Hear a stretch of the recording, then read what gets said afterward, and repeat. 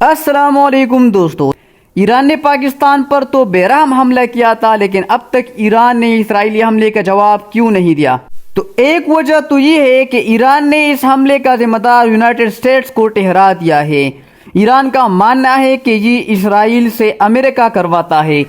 ماہرین کے مطابق اگر ایران اسرائیل پر ڈائریکٹ حملہ کرے گا تو یہ سیدھا سیدھا امریکہ، اسرائیل اور ایران کے درمیان جنگ ہوگا، جو واضح بات ہے کہ ایران پہلے سے پابندیوں کی زد میں ہے، اور دوسری طرف لیٹسٹ ٹیکنالوجی کا سامنا کیسے کرے گا، یعنی F-14 سے F-35 جیسے جہاز کیسے گرائے گا، تو اس میں ایران کا اپنا نقصان ہے۔ دوسری بات یہ ہے کہ اسرائیل پوری دنیا میں فلسطین جنگ میں نسل کشی اور غیر اخلاقی اور غیر انسانی سلوک کی وجہ سے بدنام ہو چکا ہے، یہاں تک کہ امریکہ نے بھی کہہ دیا ہے کہ ہم اسرائیل کو مزید ڈیفینڈ نہیں کر سکتے۔ تو اسرائیل دنیا کا اور میڈیا کا دھیان بھٹکانے کے لیے ایران کو جنگ میں شامل کر رہا ہے اور جنگ کو ایران تک ایکسپینڈ کرنا چاہتا ہے، جس کا مزید فائدہ یہ ہوگا کہ اگر ایران اسرائیل پر حملہ کرے گا تو اسرائیل بلیم گیم کھیلے گا، یعنی غزہ میں مزید نسل کشی، اور وجہ ایران کی سرکشی بتائے گا کہ یہ سب کچھ ایران کی وجہ سے ہوا۔ ماہرین کا کہنا ہے کہ اسرائیل نے الشفا اسپتال،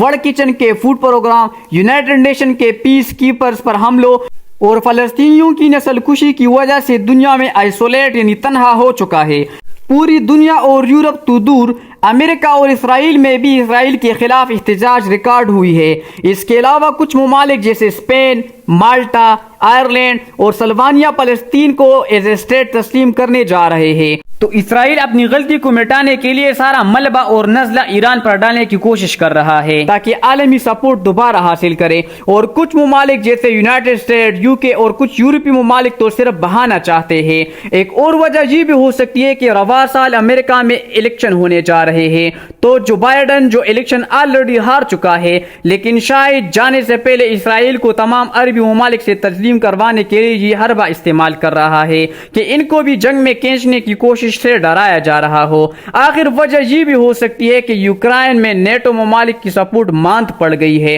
اور اتحادی آہستہ آہستہ پیچھے کی طرف ہٹ رہے ہیں، تو امریکہ اس سپورٹ کو برقرار رکھنے کے لیے اسرائیل کو استعمال کر رہا ہے، کیونکہ روس اور ایران شام میں اتحادی ہے، جبکہ اسرائیل نے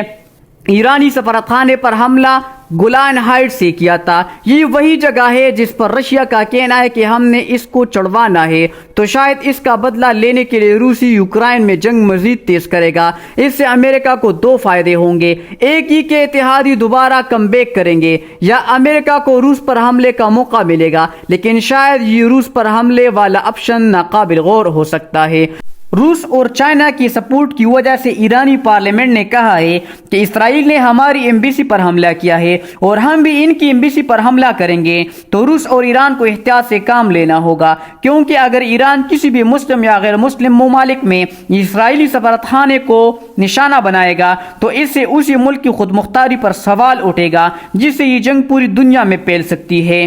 ماہرین کا کہنا ہے کہ ایران چھوٹے اسکیل پر اسرائیل کے خلاف کارروائیاں کرے تو بہتر ہوگا، یعنی اپنی پراکسی کو تیز کرے، حوثیوں کو طاقتور کرے، ریڈ سی میں حملوں کو تیز کرے، حزب اللہ کو مزید اسٹرینتھن کرے اور اسلامک ریزسٹنٹ گروپس کو ایکٹیویٹ کرے۔ اسی طرح فل پلیٹ جنگ کی بجائے توڑا توڑا ان کی مفادات کو نقصان پہنچائے۔ لیکن سوال یہ پیدا ہوتا ہے کہ اسرائیل نے ایرانی سفارتخانے پر حملہ کر کے اتنا بولڈ سٹیپ جو لیا ہے، تو اس کے بدلے میں ایران کا پراکسی کا استعمال اور چھوٹے اسکیل کی کارروائیاں آخر کب تک؟ کل اسرائیل اگر ایران میں گھس کر مارے تو کیا؟ کیونکہ شام میں ایرانی سفارتخانے پر اسرائیل نے کہا ہے کہ وہ نہ تو قنصل خانہ تھا اور نہ سفارتخانہ، جبکہ مزید کہا ہے کہ حماس اور اس کے مددگار جس ملک میں بھی ہو ہم ماریں گے۔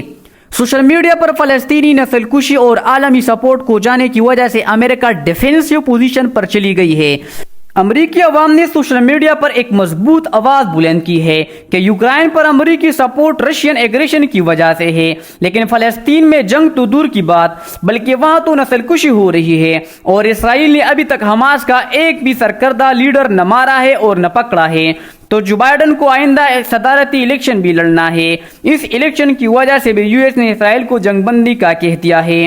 اسرائیلی پارلیمنٹ نے ایک بل پاس کیا ہے جس میں انٹرنیشنل نیوز کاسٹنگ ایجنسی کو اپنی سیکیورٹی کے خلاف قرار دیا ہے اور الجزیرہ نیوز پر پابندی لگا دی ہے، جس پر کچھ عربی ممالک جیسے مصر، اردن، سعودی عرب اور UAE کے حکمرانوں نے سکھ کا سانس لیا ہے، کیونکہ وہاں کے لوگوں کا عربی نشریات دیکھنے کے بعد خون ابل رہا ہے، جبکہ پاکستانی عوام اور حکمران 9 مئی، 8 فروری اور مہنگائی جیسے بوجھوں تلے دب گئے ہیں۔ لاسٹ تک ویڈیو دیکھنے کے لیے بہت بہت شکریہ۔ اگلی ویڈیو کس ٹاپک پر ہونی چاہیے کمنٹ کریں۔ اگر آپ لوگوں کو ہماری یہ والی ویڈیو اچھی لگی ہے تو کائنڈلی لائک کریں، سبسکرائب کریں، بیل کے بٹن کو آل پہ کریں۔ ملتے ہیں انشاءاللہ نیکسٹ والی ویڈیو میں۔ خدا حافظ۔